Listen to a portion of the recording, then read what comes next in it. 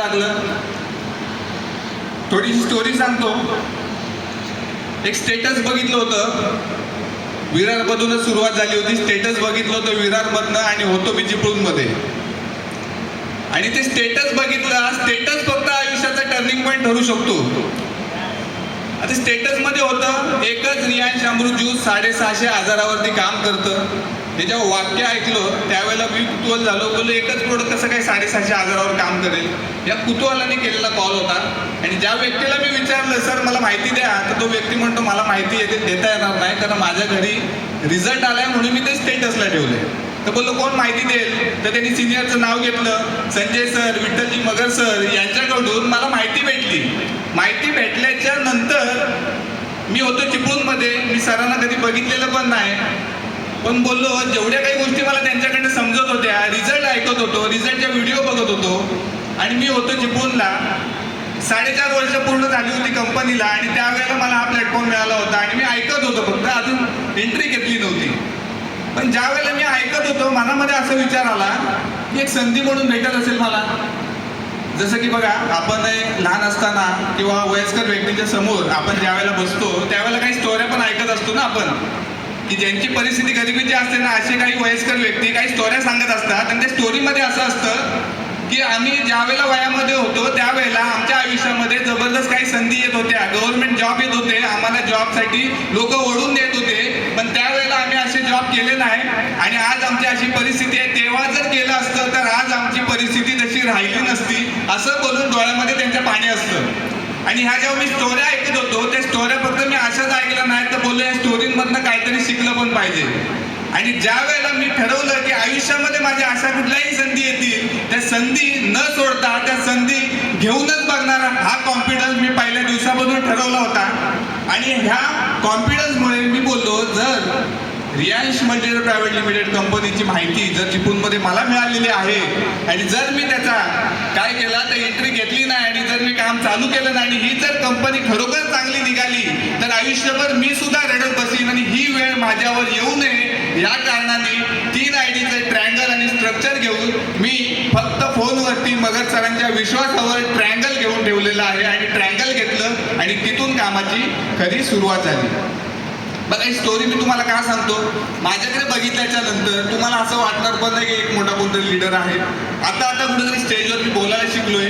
म्हणजे या स्टोरीतून तुम्हाला हे कळेल की इथे बसलेला प्रत्येक व्यक्ती या इंडस्ट्रीमध्ये पैसा कमवू शकतो. याचं उत्तम उदाहरण हा सचिन साटेलकर आहे.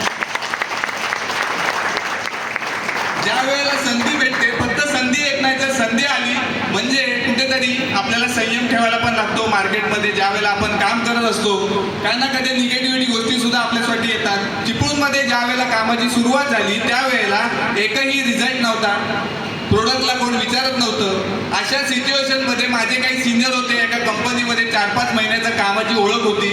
अशा सिनियरला ज्या वेळेला मी सांगितलं की अशी रियांश कंपनी नावाची कंपनी आहे, प्रोडक्ट जबरदस्त आहे, आपण काम करून बघूया, तर तो व्यक्ती मला म्हटला की सचिन तुला अजून स्टेजवर बोलता येत नाही, तुला अजून प्लॅन देता येत नाही, प्रोडक्टची माहिती सांगता येत नाही आणि तू एक नवीन कंपनीची सुरुवात करतोय.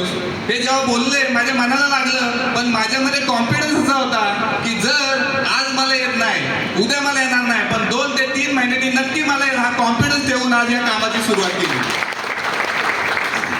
त्याचबरोबर जशी माझी सुरुवातीची टीम, ज्या टीमने माझ्यावर विश्वास ठेवला आणि विश्वास ठेवला त्या विश्वासाला सोबत ठेवून विश्वासाला त्यांनी माझ्या अजून सोबत राहिले माझ्या.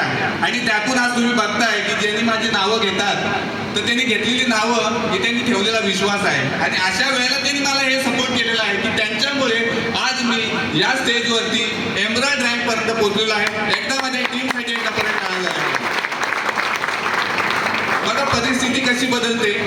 जो गरीब व्यक्ती म्हणून जगत होता 19 महिन्यापूर्वी ज्या स्वतःचं घर नव्हतं पण इंडस्ट्रीमध्ये आला, काहीतरी पैसे कमावे, मार्केट चुकीचं नाही चांगलं काहीतरी आहे म्हणून मी एंट्री घेतली होती.